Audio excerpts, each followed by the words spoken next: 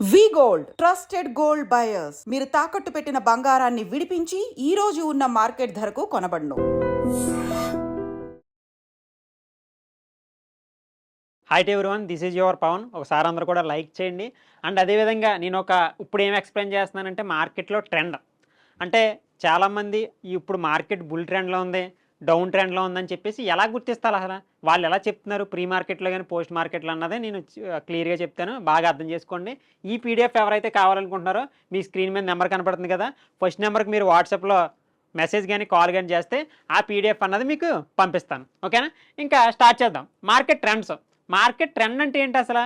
So market మూడే డైరెక్షన్లు ఉంటాయి అన్నమాట. ఒకటి అప్ సైడ్ వెళ్తుంది, లేకపోతే డౌన్ సైడ్ వస్తుంది, లేకపోతే సైడ్ వేస్లో పడుతుంది. ఇప్పుడు ట్రెండ్స్ అన్నది రెండిట్లోకి వెళ్తుంది, అప్ సైడ్ కానీ డౌన్ సైడ్ కానీ. సైడ్ వేస్ అన్నది ట్రెండ్స్లోకి రాదనమాట. ఓకే, అప్ ట్రెండ్ అన్నది మనం ఎలా గుర్తించాలి?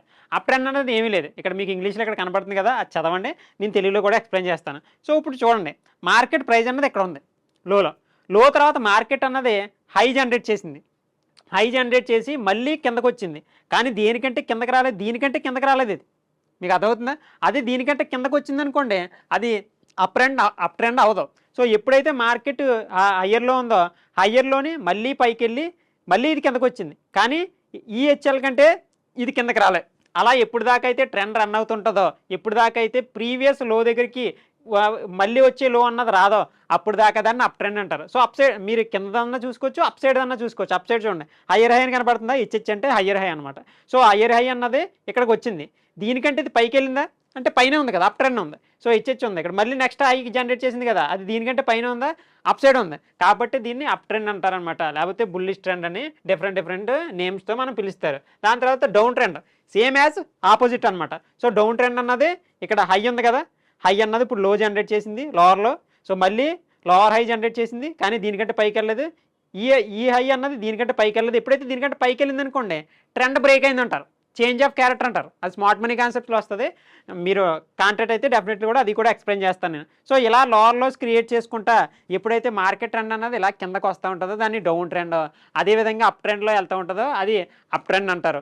డే టైం ఫ్రేమ్లో దీన్ని చూసుకున్నాం అనుకోండి, నిఫ్టీ కానీ బ్యాంక్ నిఫ్టీ కానీ సెన్సెక్స్ కానీ వీటిని డే టైం ఫ్రేమ్లో చూసుకున్నాం అనుకోండి, ఇంకా డౌన్ ట్రెండే ఉంది, మనం మార్కెట్లో అప్పుడే ఇన్వెస్ట్మెంట్ చేయకూడదని మనకి ఒక విధమైన అవగాహన అన్నది, క్లారిటీ అన్నది వస్తూ ఉంటుంది అనమాట. సో ఇక్కడ చూడండి, దాని తర్వాత ఈ ట్రెండ్స్ అర్థమైన తర్వాత మీకు అతి ముఖ్యమైనది supply and demand, support and resistance. నేను ఆల్రెడీ చెప్తానే ఉంటాను ఇప్పుడు కూడా, ఒకే ఏరియాని 2 లేదా 3, 4, 5 అంటే ఒకటి కాదు దానికంటే మించి 2 లేదా అంతకంటే ఎక్కువ టైమ్స్ ట్యాప్ అయిన ఏరియాని రెసిస్టెన్స్ అని, కింద ట్యాప్ అవుతున్న ఏరియాని సపోర్ట్ అని చెప్పేసి మనకు చెప్తూ ఉంటాం, మనం భావిస్తూ ఉంటాం. సో దానివల్ల మనకి సపోర్ట్ అండ్ రెసిస్టెన్స్ గుర్తిస్తారు. మరి సప్లై అండ్ డిమాండ్ అంటే ఏంటి? లో టైం ఫ్రేమ్లో support and resistance, higher time ఫ్రేమ్లో సప్లై అండ్ డిమాండ్ కింద మనం గుర్తించవచ్చు. ఏదైతే రెసిస్టెన్స్ ఉందో దాన్ని సప్లై అని, ఏదైతే సపోర్ట్ ఉందో దాన్ని డిమాండ్ అని హయ్యర్ టైం ఫ్రేమ్లో మనం చెప్తూ ఉంటాం అనమాట. ఒకసారి ఇక్కడ చూడండి, సపోర్టు దీన్నే డిమాండ్ అంటారు, సపోర్టు డిమాండ్ ఒకటే, అదే ఓకేనా? రెసిస్టెన్స్ సప్లై ఒకటే, ఓకేనా? లోవర్ టైం ఫ్రేమ్లో సపోర్ట్ అండ్ రెసిస్టెన్స్ అంటారు, హయ్యర్ టైం ఫ్రేమ్లో సప్లై అండ్ డిమాండ్ అంటారు అనమాట. ఇక్కడ రెసిస్టెన్స్ అంటే కనపడుతుంది కదా, రెసిస్టెన్స్ అర్థమైంది, మీకు సపోర్ట్ అర్థమైంది. ఎప్పుడైతే ఈ ఏరియాలు బ్రేక్ అయితే మనకి ఆ యొక్క స్ట్రక్చర్ అన్నది బ్రేక్ అవుతుందని చెప్పేసి కూడా మనం మార్కెట్లో కనుక్కుంటూ ఉంటాం అనమాట. సో చూడండి, మల్టిపుల్ టైం ఫ్రేమ్స్ అని కనపడుతుంది కదా, ఇక టైం ఫ్రేమ్స్ గురించి ఒకటి చెప్తున్నాను చూడండి, మీకు సింగిల్ లైన్లో చెప్తాను. మనకి 1 minute time, 3 minutes, 5 minutes, 15 minutes, 1 hour, 4 hours, daily, weekly, monthly ఉంటాయి, ఇయర్లీ. బట్ ఏ ట్రేడింగ్ చేయడానికి ఏ టైం ఫ్రేమ్ వాడతామన్నది మీకు సింగిల్ లైన్లో చెప్తాను, దాంతో ఈ వీడియో ముగిస్తాను. సో మనకి day time frame, weekly time frame మనకి డైరెక్షన్కి, అంటే ఇంకా అప్ సైడే ఉంది, డౌన్ సైడ్ ఉందని ట్రెండ్స్ని గుర్తించడానికి మనకి డే టైం ఫ్రేమ్ ఉపయోగపడుతుంది. దాని తర్వాత 30 మినిట్స్, 15 మినిట్స్, ఇక్కడ 30 మినిట్స్, 15 మినిట్స్ ఉంది కదా, 15 మినిట్స్ కానీ 30 మినిట్స్ కానీ ఈ టైం ఫ్రేమ్ ఎందుకు ఉపయోగపడుతుంది అంటే మనకి జోన్స్, అంటే మార్కెట్ ఓపెన్ అయిన తర్వాత 9:15కి ఓపెన్ అవుతుంది కదా, 9:15 ఓపెన్ అయిన తర్వాత ఆ ఏరియాలోనే మార్కెట్ ఉంటుంది.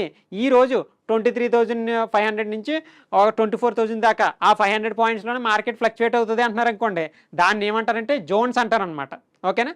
దాని తర్వాత లో టైం ఫ్రేమ్లో ఏదైతే 5 మినిట్స్, 3 మినిట్స్ ఉందో 5 మినిట్స్లో మనకు ఆప్షన్ బయ్యర్స్ లేకపోతే ఆప్షన్ సెల్లర్స్ కానీ వాట్ ఎవర్ ఎవరన్నా సరే ఎంట్రీలు తీసుకోవడానికి, ఓకేనా, ఎంట్రీలు తీసుకోవడానికి ఉపయోగించే టైం ఫ్రేమే మనకి 5 minutes, 3 minutes. Okay Pavan bro, next thing మరి ఎగ్జిట్ ఎప్పుడు అవుతాం, ఏ టైం ఫ్రేమ్లో అవుతామంటే 3 మినిట్స్ లేదా 1 మినిట్. అదేంటి ఒక టైం ఫ్రేమ్ ఉండాలి కదా, 3 మినిట్స్, 1 మినిట్ రెండు చెప్తున్నాం ఏంటంటే టార్గెట్ టచ్ అయ్యే వరకు. ఇప్పుడు 100 దగ్గర నేను ఎంట్రీ తీసుకున్నాను, 200 వరకు కూడా 3 మినిట్స్ టైం ఫ్రేమ్ అనుకోండి. 3 మినిట్స్ అంటే అక్కడ దాకా 3 మినిట్స్ దాకా చూడొచ్చు. ఎప్పుడైతే నీ టార్గెట్ టచ్ అయిపోయిందో దాని తర్వాత 1 మినిట్లోకి షిఫ్ట్ అవుతాం. ఎప్పుడైతే రెడ్ క్యాండిల్ పడిపోతుందో మనం ఎగ్జిట్ అవ్వచ్చు అనమాట. ఈ విధంగా మనం టైం ఫ్రేమ్లో ఉపయోగిస్తాం. ఈ వీడియోలో నేను ప్యాటర్న్స్ అదే సపోర్ట్ అండ్ రెసిస్టెన్స్ గురించి, తర్వాత ట్రెండ్స్ గురించి, టైం ఫ్రేమ్ గురించి చెప్పానని మీకు అర్థమైంది అనుకుంటున్నాను. ఇంకా మోర్ డీటెయిల్స్ కావాలనుకుంటే మీకు స్క్రీన్ మీద నెంబర్ కనపడుతుంది కదా, ఆ నెంబర్కి కాల్ చేయండి.